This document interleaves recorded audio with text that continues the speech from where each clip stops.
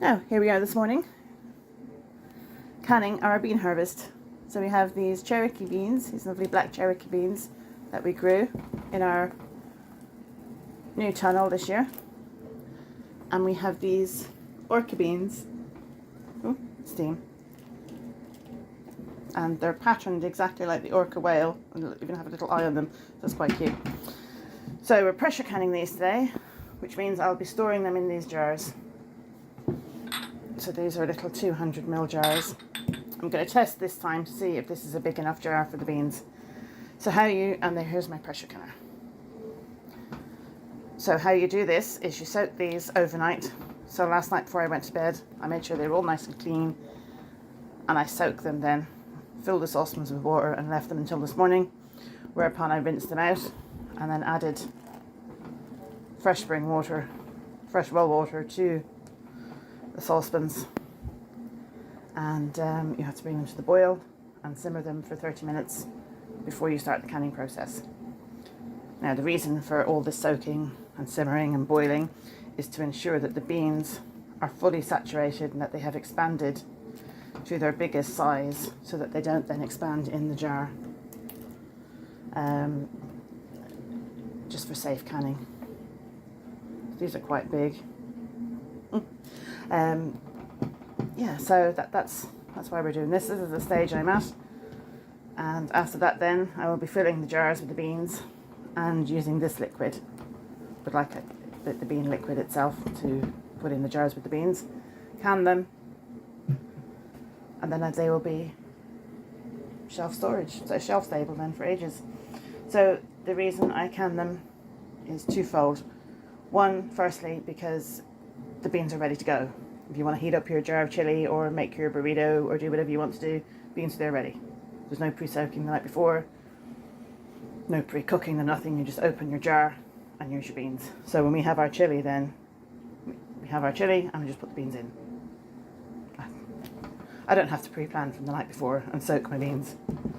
Second reason is they're shelf stable. I know dried beans are shelf stable, but so many times I've thought the beans were dry, stored them, and they weren't, and they start to go a little bit musty. So this way then I'm ensuring that I have lovely soft beans ready to go that are shelf stable. So that's what I'm at today. So this is the first stage, probably about 10 or 15 minutes left to go here, and I will bring you back then for the next bit. Right, okay, I'm filling now the jars with the beans. So we'll just do these 3. It's literally, I'm filling the jars with beans. There's nothing else complicated here.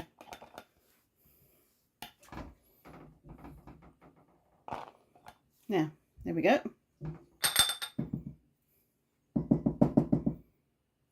So, I will come along after this then and use the liquid in the saucepan and put that into the jars as well. Oh, there's one that has just, there we go. And then I will can them. So literally we fill the jars with beans, we put the water in, we debubble, we wipe the rims, put the lids on, and can the beans. It's that simple. Warm canner, warm water, okay?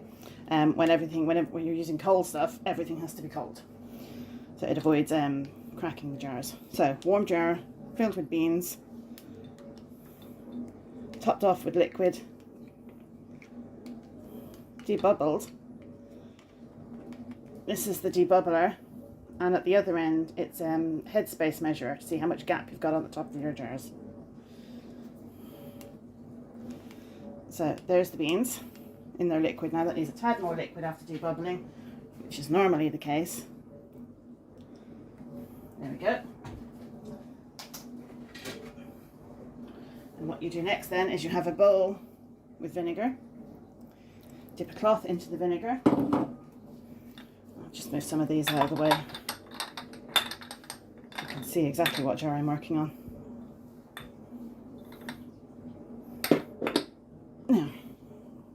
Now have 5 jars here ready to go. I'm going to show you the canner setup. This is my pressed out pressure canner. And the required amount of water is in the bottom. It's very little, but you fill it up to its level. Now normally you just put in this rack in the bottom and put your jars in.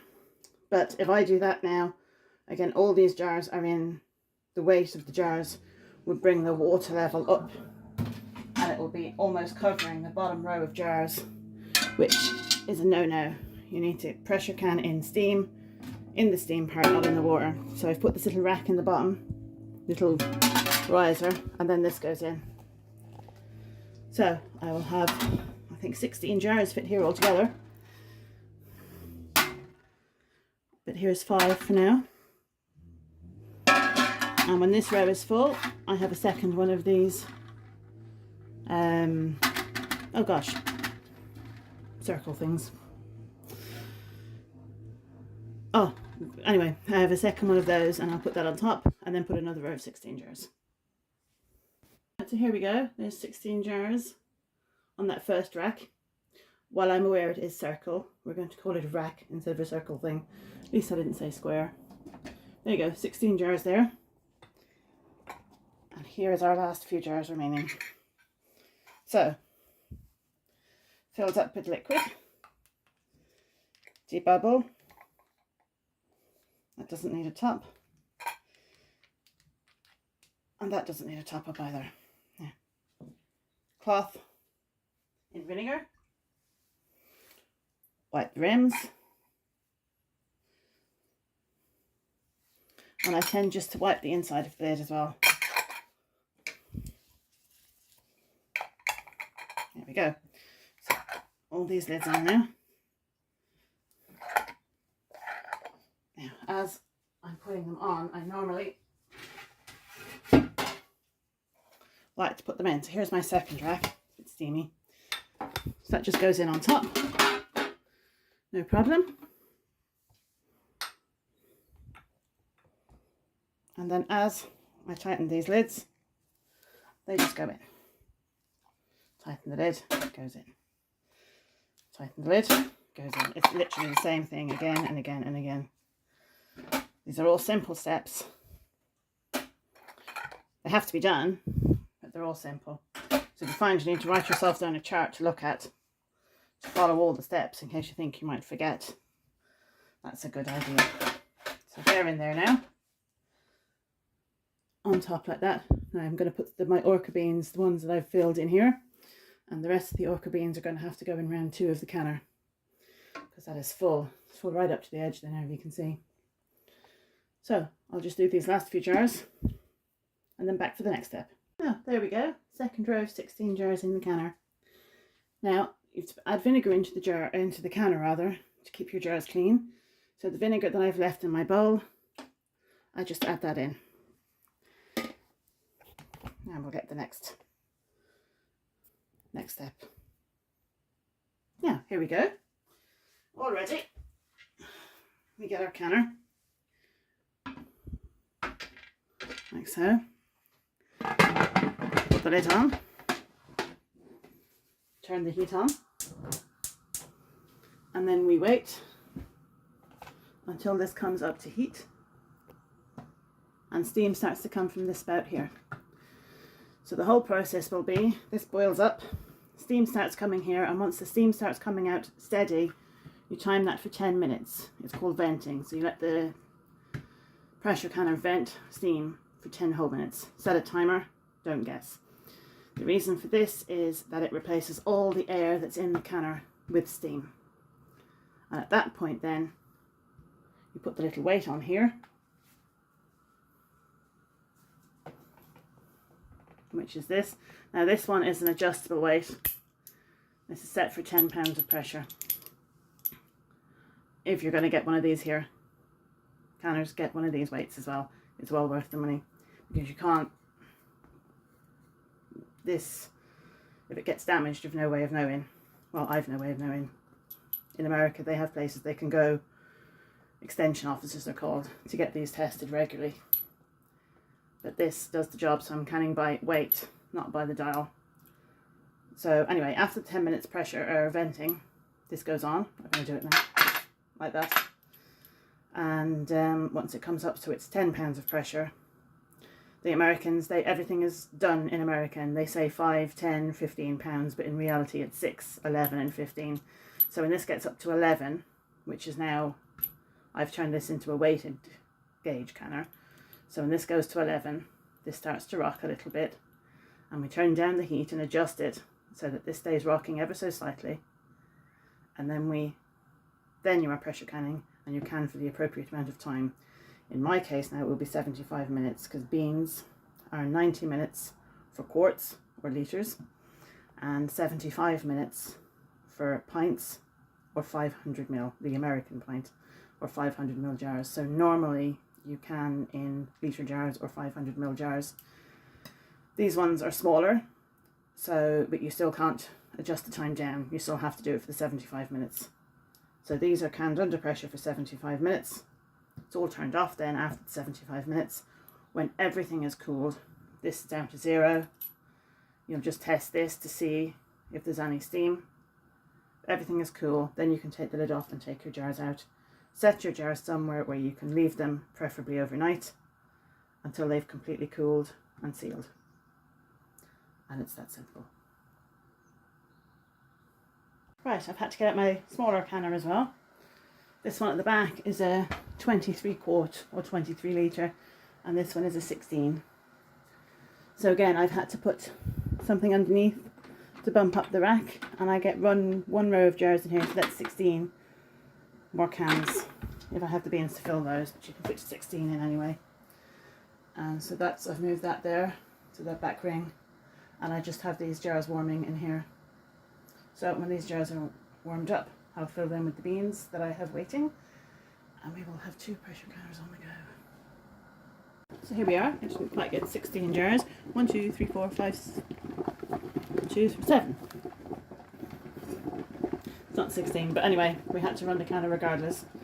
So this is on now. It's quite steaming already. This will go quicker now because it's on the bigger ring. Ideally, I should have had this on the back ring and the bigger one on the front.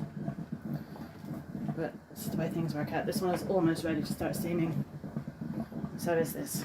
So we'll call you back then. Now, I think you can see the steam. There we go. So once you see that,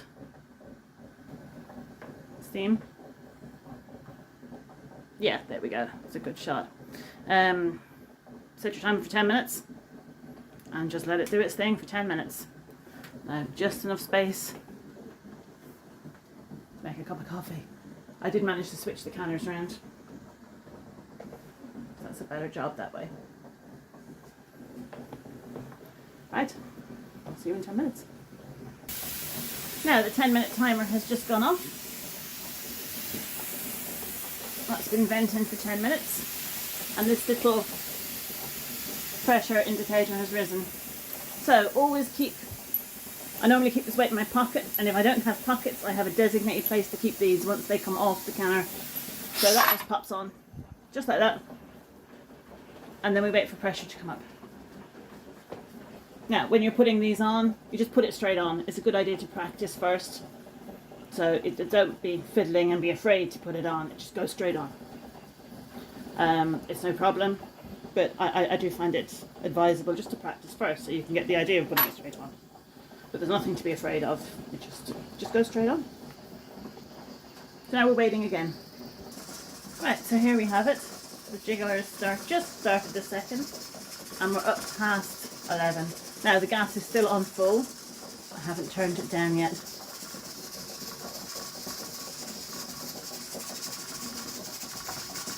Wait a second. Now, let's turn it down a bit.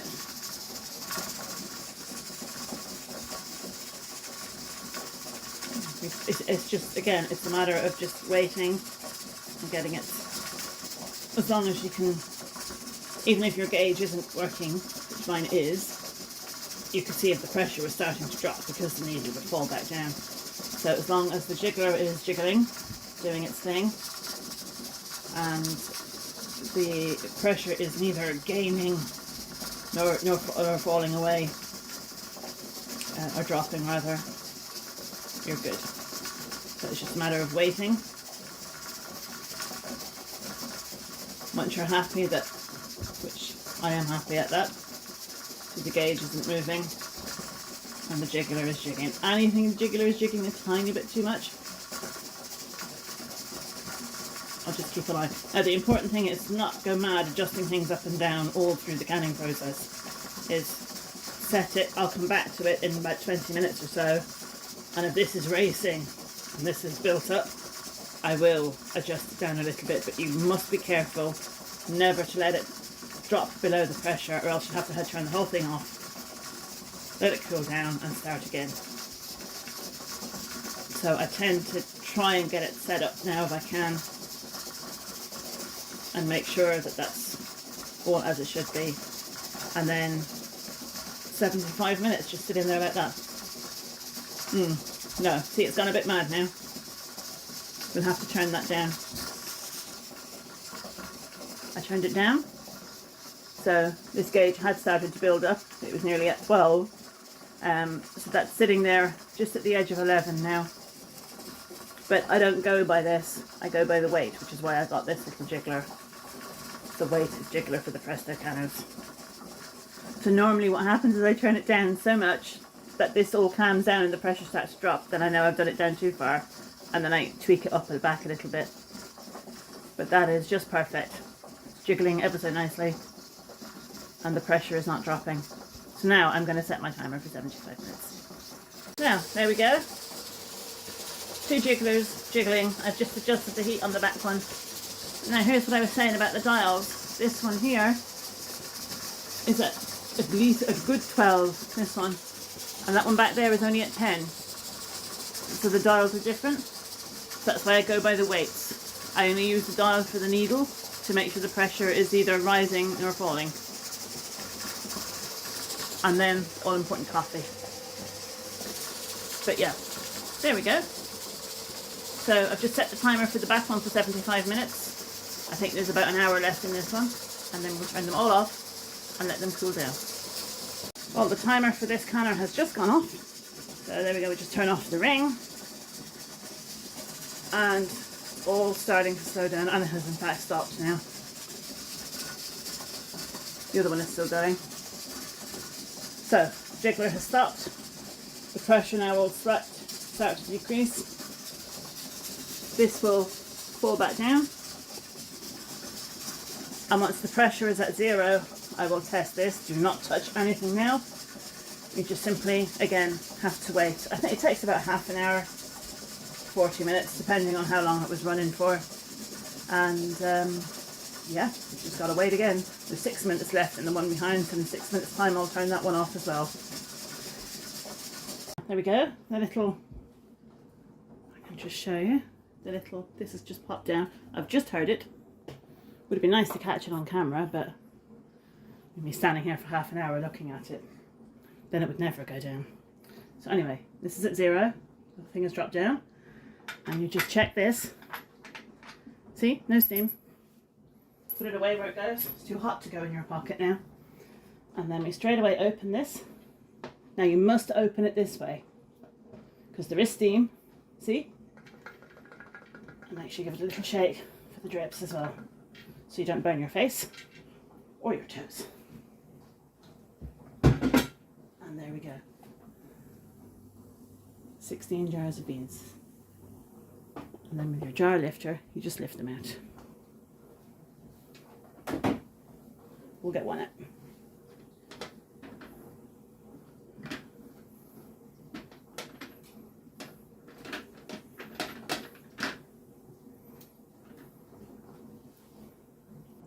Oh, I had a bit of a job getting the jar lifter in there, but I got one out.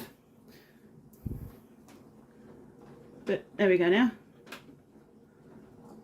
It's the orca beans. That's how they come out. All ready to go. See if we can get the Cherokee ones. There we go. Cherokee beans. Now, that is exactly like your tin of kidney beans or whatever in the shop that you get to add into your chilies or your burritos or whatever you do beans with. there we go. I have these crates ready for them. I have 3. Each one will take 16. And I'll fill them up. And that way we don't have to move 15 jars. I can just move 1 crate. So that's the idea. And the ones on the bottom, you can see them underneath that rack. And that's it folks, it's that simple. You can see now how the lid is risen. It's rounded, concave, isn't it? And then when they seal, you'll hear a little pop. And the lid will then be concave. And quite difficult to open. You either have to have a knack or somebody with a stronger wrist than me. But I have developed a knack for opening the jars. I don't know who showed it to me, so that I don't always have to go running to himself to get the jar opened, which is handy because sometimes I want a jar open and he's not here. But we can do it ourselves now. I won't show you with these because if you open this jar now, it would just shoot out like a volcano. You'd have beans everywhere, hot liquid everywhere, be in a terrible state, and have your whole kitchen in a terrible mess. And we don't want that if we can help it. So there we go. Just lift out this with a fork.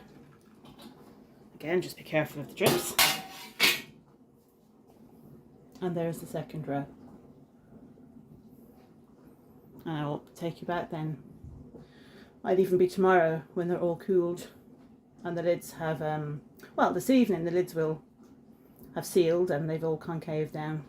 What happens is, because obviously the liquid and stuff expands when it's heated, everything is heated, and once it contracts then as it cools, it creates the vacuum and sucks the lid down, and that will create the concave lid, and then you will know it is sealed. So that's all for now. I just changed the camera angle. What I did do was I canned half a can of orchid beans, and then I found some that I could have shelved and I would have made the full jar when I was done, but I decided I would do these so I could open them and see. Now look, even when you open a can of kidney beans in the shop, there's some stuck to the bottom, so it's literally the same. So, but I thought I would show you how I open the jars. So what I do is I just take an ordinary butter knife, and this will work from any jar from the shop that you can't open either. And see, look, I find where it goes up. See, it doesn't go up, it doesn't go up. And it goes up in there, and you just push, and that pops the seal, and the jar simply opens.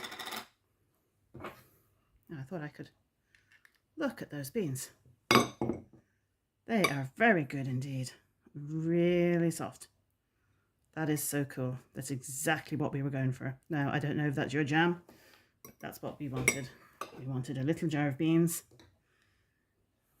that we could add into our chili. And if I need more beans for a meal, I can open 2 jars. But that is exactly what we wanted. Oh, and they smell quite nice. I don't like beans, but they smell quite good. Oh, I'm not a lover of beans. They're good. I wouldn't eat them cold though, I would eat them up. So that's that. I'll just put this in the fridge until dinner time. And that's that. A successful can of beans. So there they are. That's absolutely fabulous. That's 100% success rate. And I'm absolutely delighted with those. So I hope you found that interesting. It's a great way to store your beans. Right, until next time.